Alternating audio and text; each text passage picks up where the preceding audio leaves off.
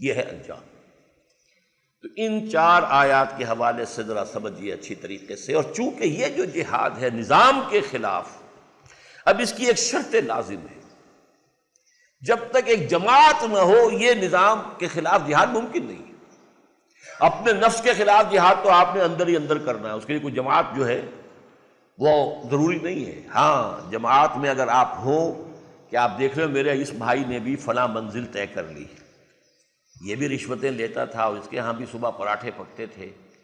اب اس نے چھوڑ دی ہے، اب اس کے ہاں جو ہے روکھی سکھی ہے، اس نے یہ اگر مرحلہ طے کر لیا تو میں بھی کر سکتا ہوں۔ آپ کو کونوا مع الصادقین، ایسے لوگوں کی صحبت کے اندر اگر ہوں گے تو سہولت ہو جائے گی اپنے نفس کے خلاف جہاد میں،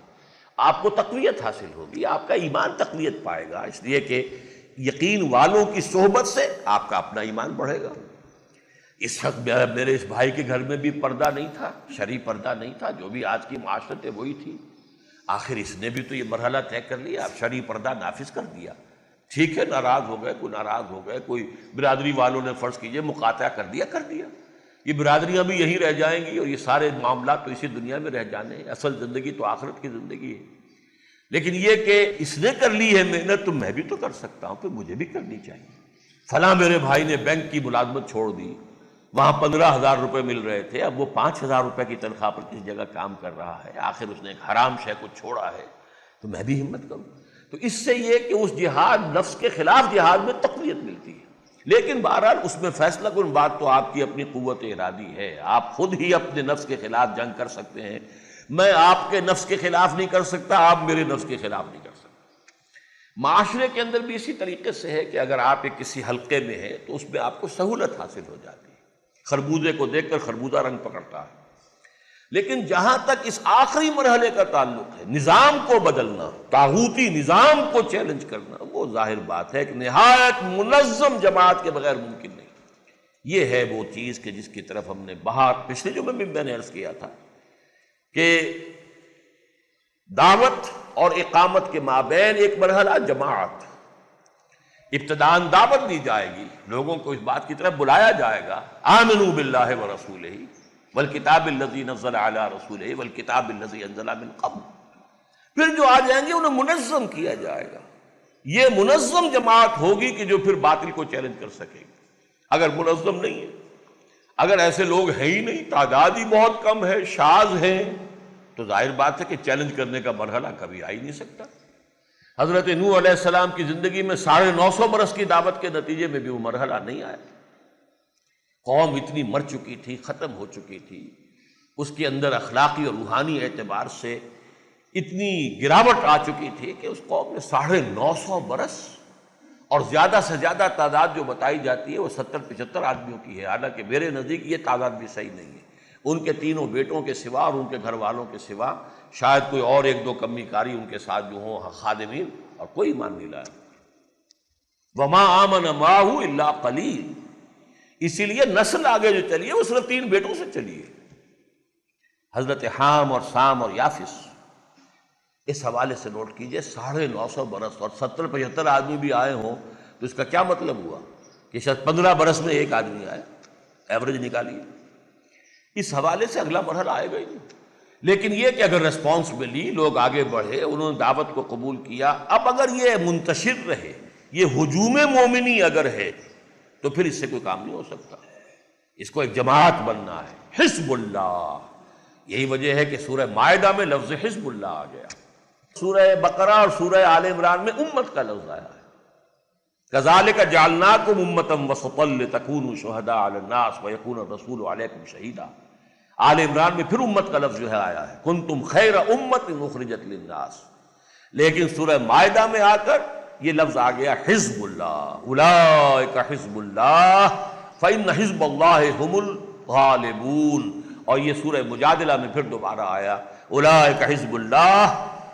الا ان حزب اللہ هم المفلحون۔ تو حزب اللہ، یہ 2 ہی جگہ پر یہ لفظ آ گیا، جس طرح 2 جگہ امت کا لفظ آیا،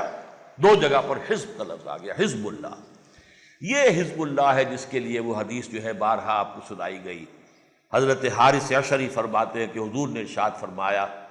صلی اللہ علیہ وسلم، انی آمرکم بخمس،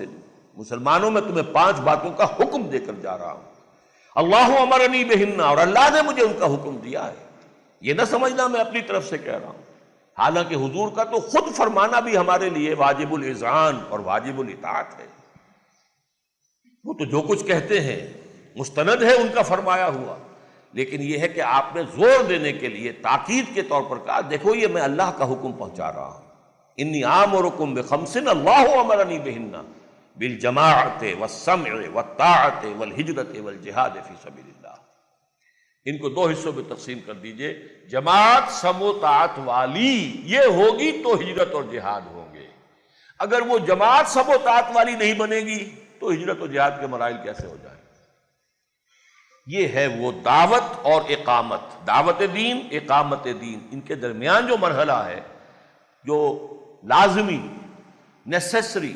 انیویٹیبل لنک ہے ان دونوں کے درمیان، وہ ہے جماعت۔ انی آمرکم بخمس اللہ امرنی بہن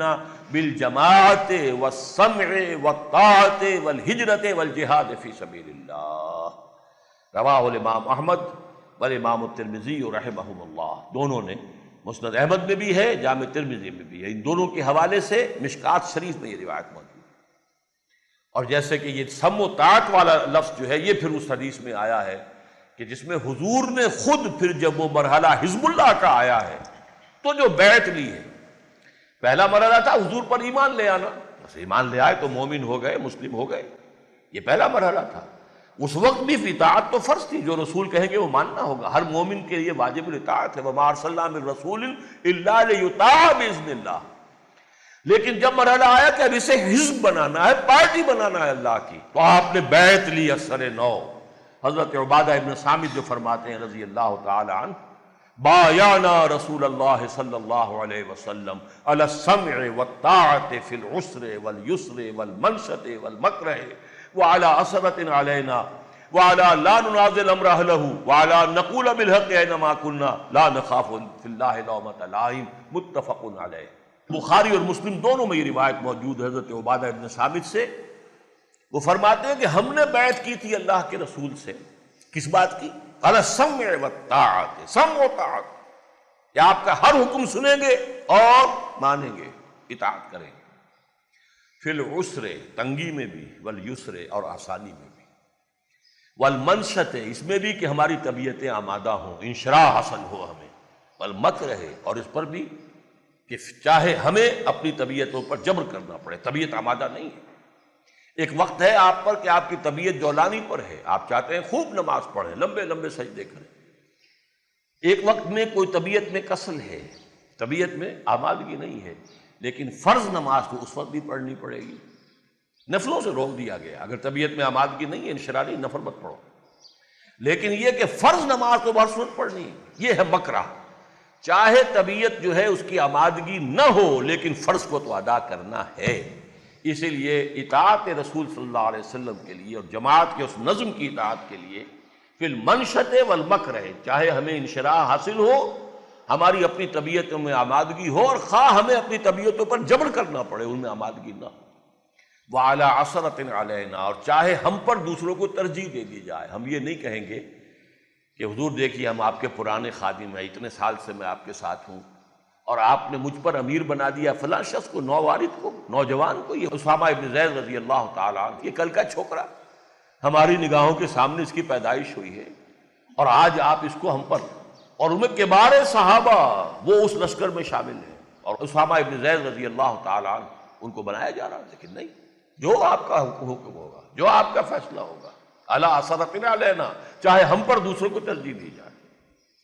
وعلی لا ننازل امر اہلہ، جنہیں آپ بنا دیں گے امیر، ذمہ دار بنا دیں گے، ان سے جھگڑیں گے نہیں، ان کی بات بھی سنیں گے، مانیں گے، اطاعت کریں گے، تعاون کریں گے۔ وہ جو ابھی میں نے شروع میں کہا تھا، نصح و خیر خواہی لأئمة المسلمین وعامتہم، تو جماعت کے اندر بھی جو ائمہ ہیں، جو امراء ہیں، ان کی بات ماننی ہوگی، اور پھر یہ کہ آخری درجے میں یہ ہے کہ وَعَلَىٰ نَقُولُ بِالْحَقِّ أَيْنَمَا كُنَّا لَا نَخَافُ فِي اللَّهِ لَوْمَةَ لَائِمٍ، البتہ جو ہماری رائے ہوگی جسے ہم صحیح سمجھیں گے وہ کہیں گے ضرور، چاہے کسی کو اچھی لگے کسی کو بری لگے، اس وجہ سے کہ کوئی ملامت کرے گا یہ تم کیا کہہ رہے ہو، اپنی زبان کو تالا نہیں لگائیں گے، ہم بند نہیں کریں گے زبانیں، اپنی بات کہیں گے، لیکن مطلب کیا، بات کہہ کے پھر جو فیصلہ ہوگا اسے قبول کریں گے۔ یہ ہے وہ جماعت کا نظم کہ جس کے بغیر یہ جہاد نہیں ہو سکتا۔